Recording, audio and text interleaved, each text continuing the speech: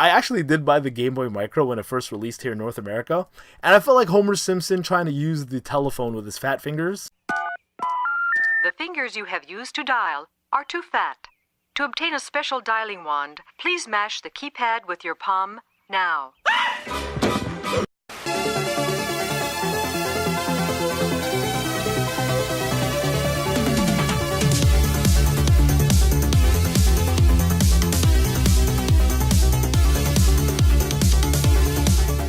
My mom bought me this sweater. What up YouTube, Nate here, and welcome to Top 3 Tuesday, our show where we ask you to take an introspective look at the topic of the video and rank your responses from 3 to 1. We encourage everyone to share their responses in the comments below, and thank you to everybody who responded in the last episode of Top 3 Tuesday. You will be scrolled right here. I forgot for a second what the topic was. I still forgot what it was. 3 great Nintendo games for 10 bucks or less. Some really good gems in there.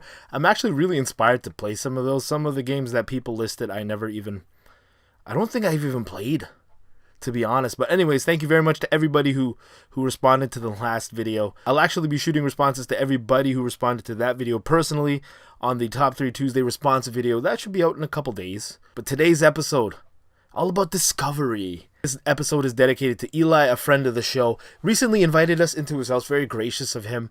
And we were enlightened to a couple video game related collectibles that we didn't even know existed. So I decided today for Top 3 Tuesday to share top 3 I didn't even know that existed in video game collecting. The more that I find out about video game collecting and retro video game collecting, the more I find out there's so much that I don't know. These things I think it would be safe to say I've discovered within the past week. So that's pretty intense. Let's just get into it. Number 3. Our friend Eli, like I said, invited us into his home, and he was gracious enough to share with us and with you, the viewers of Thrift Dweller, the unboxing of his Get With It Nintendo Power Kit. What is that?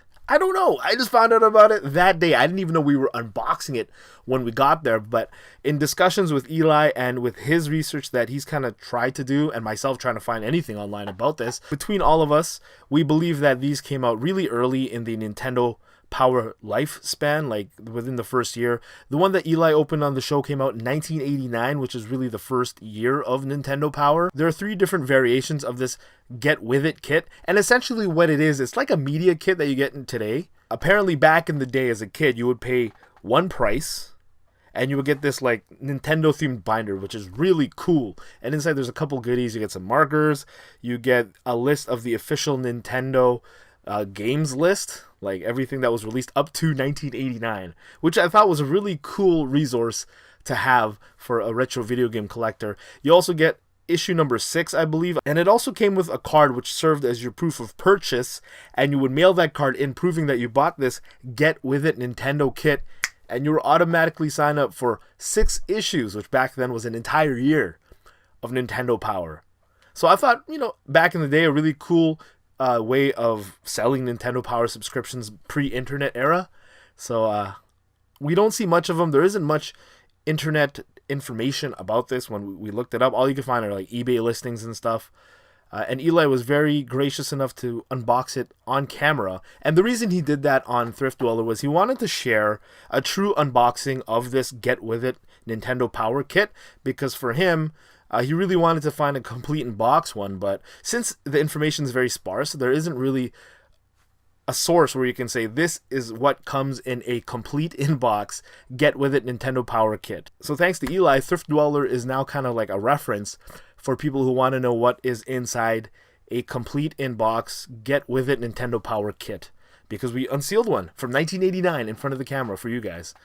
Number 2 on my list of I didn't even know that existed in video game collecting. A friend of ours, 24-bit gamer, who also responds to these videos, shared with me on Facebook a $900 Resident Evil 2 Remake Special Collector's Edition. That's cray-cray. What is it, you may ask? Well, it's the original special edition, the $200 one, but it comes with a special keyboard. I think it's a USB keyboard. I'm not sure about that. Seems like a lot for you. Anyways. It comes with this keyboard that supposedly is modeled after the typewriter in the game Resident Evil 2, So it comes with a little, it's cool looking. It's a cool looking keyboard, right? It has these nice little circle keys. Has the logo of the typewriter brand that was in the Resident Evil 2 game. It's kind of escaping me right now what it is. There's a little umbrella logo on it.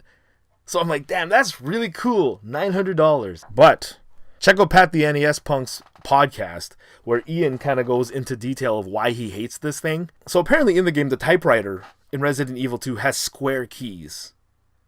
And the special edition $900 Resident Evil 2 remake comes with a replica typewriter keyboard with circle keys. So it's not even like an exact replica of the typewriter in the game. Furthermore, this is actually a keyboard that really exists in real life and retails for around $250 American. But what Capcom did was they took this keyboard and it's close enough to the keyboard in the game. Let's slap some Resident Evil branding on it and put it in a $900 special edition video game bundle.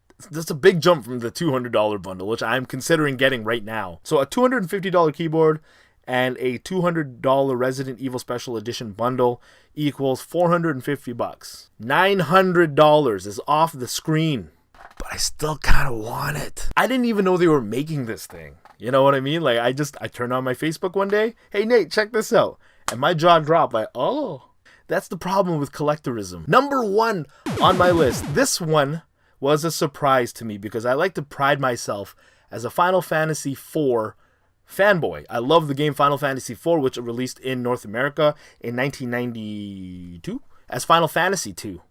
I think it's 1991, which now we all kind of know is Final Fantasy IV in Japan, so we kind of take that number, and it's Final Fantasy IV. The story of Cecil and Kain and Rosa and Rydia and the Kingdom of Baron and Kang and Edge and the Lunarians, the Moon People, Fusuya, Tella. Anyways, when the game was released in Japan, because Japan gets all the coolest stuff, North America does not, they released a Final Fantasy IV Edition Game Boy Micro.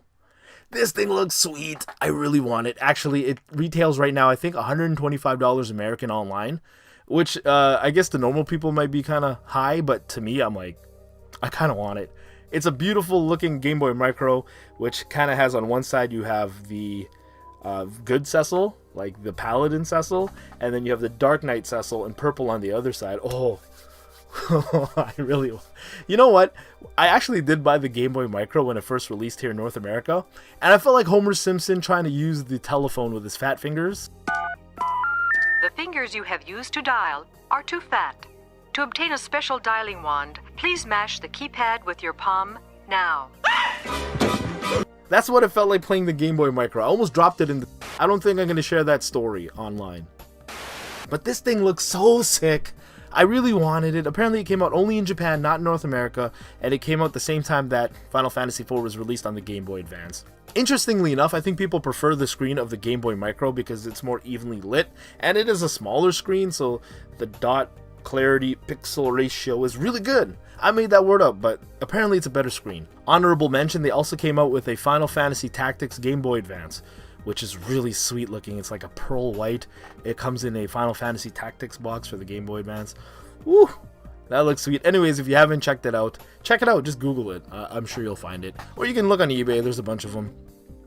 But that's it. That's my list of top 3. I didn't know that even existed in video game collecting. Let me know what you think about the items I mentioned in the comments below. And share with me any items that you recently discovered that you didn't even know existed. Even mention just some odd collectible things that me or some of the viewers may not even know exist, but you know it exists because you are so unique. Thank you very much for supporting Top 3 Tuesday. Coming back at you every Tuesday on this channel. Hopefully I can keep up with these. I really want to do one Top 3 Tuesday every Tuesday for at least a year. That's my goal. I have fun shooting these. Hopefully you have fun responding to them. And also please share any potential topics in the comments below. I know I've gotten a few suggestions for topics which will be in the back burner. We have a whole year to be doing this. So check back often. Thank you very much. This is Nate from Thrift Dweller. SummerSlam was pretty good.